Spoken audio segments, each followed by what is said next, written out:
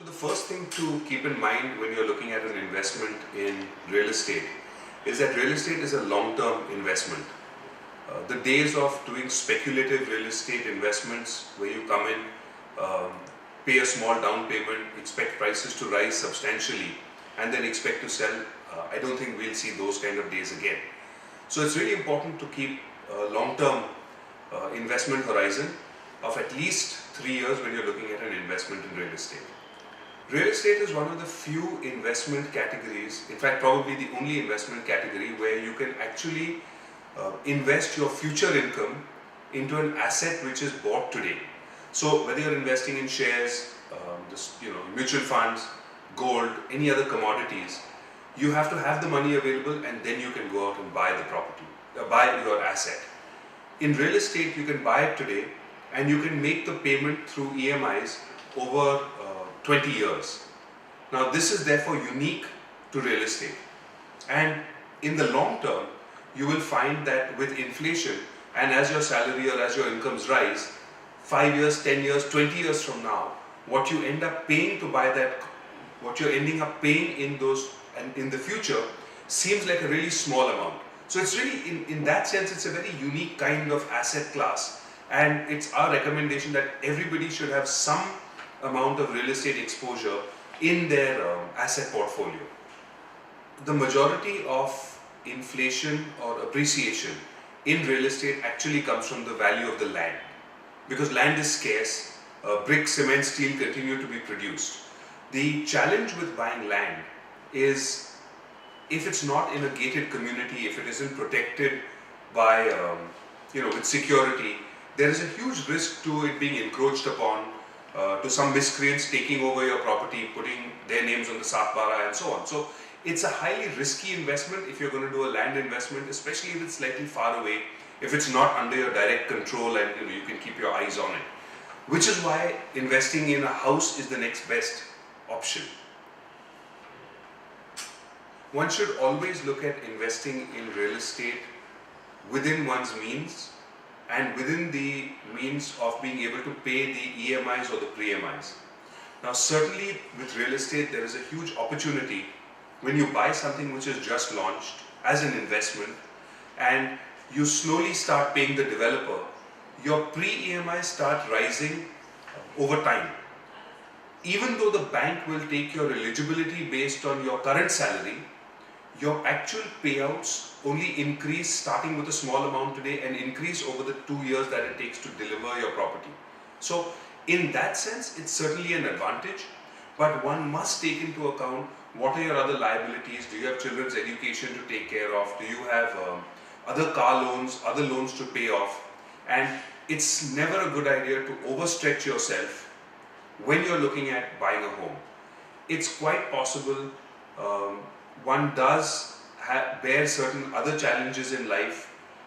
Something could go wrong, you could be laid up in bed for 2 or 3 months, your salary could stop coming for a few months. So it's always important to have that little amount of money set aside so that your EMIs and your payments don't get stuck, so that risk of default is minimized, because at those challenging times, the stress of non-payment of a home loan and the risk of the home loan being taken over by the banks is just too much. So it's always better to be a little bit conservative and it pays off in the long run. Granted, you don't have as large a property or as nice a property as you would have liked to, but it comes with a degree of safety built in if you're a little conservative. Investing in Pune has been, in the Pune real estate industry, has been very, very different from many other cities in the country today. Pune has seen a steady appreciation on prices, and Pune hasn't seen the kind of volatility which some other cities have seen, which means the increases are gradual, they're steady. They've been 12-13% in the last year. It's been 15 to 16% in the previous year. Unlike some other markets where you've seen 20-25% increases, but then those have been followed with 10 and 15% reductions as well. So in that sense, Pune is extremely mature as a market and does not have the kind of volatility which many other markets have. So I think that's a huge strength about investing in the Pune real estate market. Decision between renting and buying, I would always say you should end up owning the real estate, because here's the big decision switcher in my view. When you look at buying a property, once you've started with your EMIs, that amount is fixed. So for the next 20 years, your EMI doesn't change. Whereas with rent, as property prices appreciate, which is linked to inflation, your rent goes up as well. So in that sense, buying a property with a home loan is really an inflation hedge, which is a huge comfort. Imagine if you take a home loan of 50 lakhs, your EMI is 50,000 today, 20 years later you'd still be paying 50,000 rupees a month. If we look at what 20 years ago values were, and if you're going to be paying a 3,000 rupee EMI today or a 5,000 rupee EMI today for having bought a property 20 years ago, it would be really comfortable and very easy for somebody to pay that today. So in that sense, buying a property is a huge advantage. The other benefit is, even though you're paying a little bit more, your money is actually going in to your ownership of that property. Even if you choose to sell within 6 months or 1 year or 5 years, a large part of what you have paid has ended up going into the equity of the property. Whereas when it's rent, it's a complete expense and you never get anything back. So imagine, if you will, that you sell a property after 5 years, even if there is an existing home loan on that, the appreciation is to your account. Point number one. Point number two, the principal repayment in your EMI also comes back to you. So these are some very, very strong, compelling arguments for buying a property. The compelling argument, if you're looking at rent, is only if you're not sure where you want to be. If you don't know what your destination is and you choose to buy a property and then you want to shift your location, you'll be stuck paying rent in a new location and an EMI in the current location. If you have the financial capability to do that, it's certainly okay to do so. But if not, and if you end up needing to sell your property, keep one thing in mind: the cost of entering to real estate is no longer as cheap as it used to be before. You do have to consider stamp duty, registration, service tax and VAT. So these costs become a loss if you need to sell and exit in a short possible duration, which is why real estate must always be looked at as a medium to long term investment. About returns on residential rental returns. Typically, rent yields are about 2 to 3% of the capital value. Now this is a really small return. However, when one adds to that what your capital appreciation is, and like I said, in the last year it's been about 12%, in the year before that was 15%. So if one looks at a long-term trend of even 12 or 14% and you add the 2 to 3% a year of rental income, this becomes a 15, 16, 17% yield. Now, when you look at having that the investor has paid 20% of his own money, taken a loan at 10%, and the return on the full property value is about 16 or 17%, then his return on investment becomes in excess of 25%. It even goes to 30% as a return on your investment. So this makes real estate returns an extremely attractive, advantageous investment opportunity, because the rental income then can pay off property tax, can pay off maintenance, so you don't need to continue to pay more money. It even pays part of your EMI, thereby reducing your own burden on the EMI as well. So when one looks at rental yields or returns based or rent based return, one has to factor in the capital appreciation. Otherwise, the rental income per se itself does not give you adequate returns to even take care of your EMI repayments. I think one of the very important aspects when you're looking at buying a property for rental is to go back, look at that developer's track record, go back and see whether the properties have been handed over to a society or to a condominium by the developer. Because if there is a dispute that takes place between the developer and the society, or between the developer and the residents, this clearly brings property values down.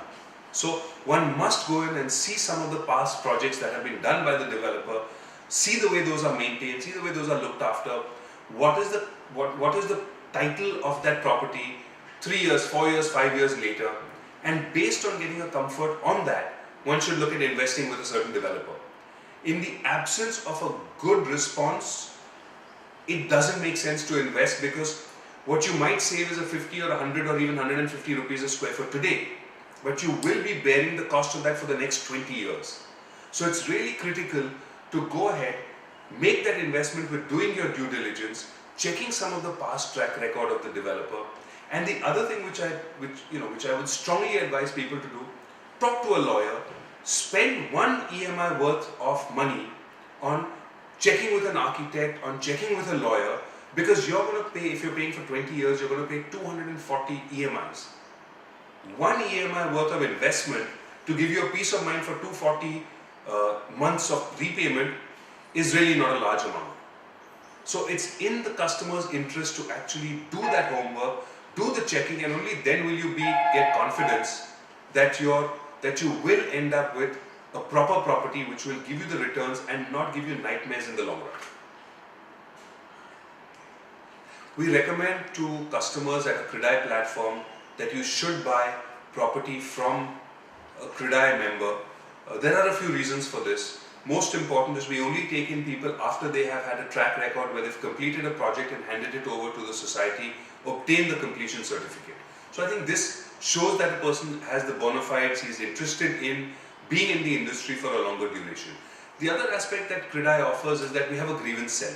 So when customers have grievances with the developer, a committee of CREDAI members, of CREDAI managing committee, intervenes to resolve the issue between the customer and the developer. This gives a huge level of comfort to the customer. Now there is one view to say that how will a builder ever judge against another developer? But keep in mind, no builder wants to be seen as being a defaulter when compared with other developers in the community. So we are very, very mindful of the fact that we don't want to be seen as doing anything wrong.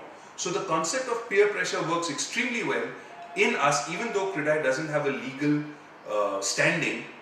It is the fact that we have a code of conduct. Each member signs an undertaking that he will abide by the decision of the grievance committee, and that gives customer a big comfort. So we always recommend that you should do your homework and buy from a CREDAI member. It's just a good decision to do that. I think it's very important and very critical to realize that it's next to impossible to time the market perfectly. It's next to impossible. Tomorrow prices will fall, day after tomorrow prices might come down. We've been hearing this for a long time. It's true, at some points in time prices have come down.